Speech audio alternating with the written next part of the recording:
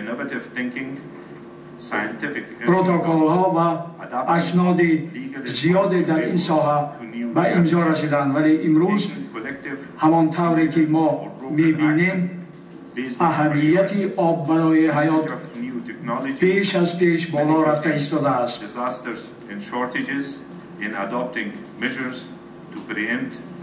روح نوی همکاری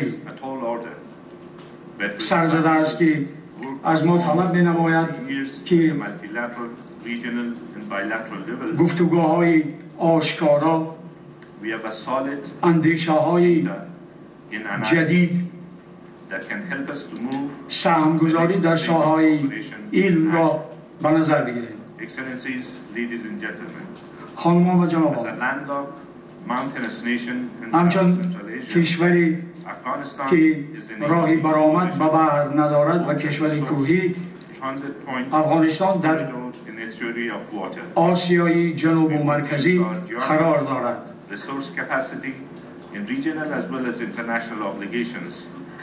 ما می خواهیم که از جانب خود با استفاده از این جغرافیای خود ظرفیت و توانمندی های ذخیره های طبیعی و این چنین با استفاده از عهده‌داری های بین المللی خود استفاده آب را برای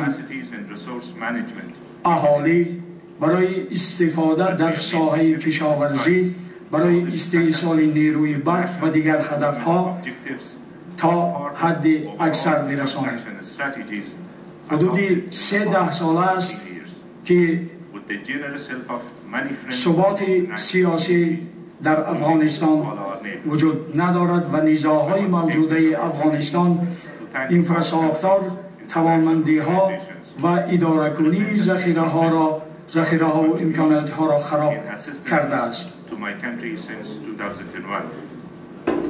Afghanistan is now in a position to engage more constructively at the regional. جمهوری افغانستان حالا در وضعیت قرار دارد که win-win solution with our friends and neighbors based on international legal guidelines and prior از تجربه های همسایه ها و تجربه های بین المللی استفاده برده در اساس دستورهای حقوقی بین المللی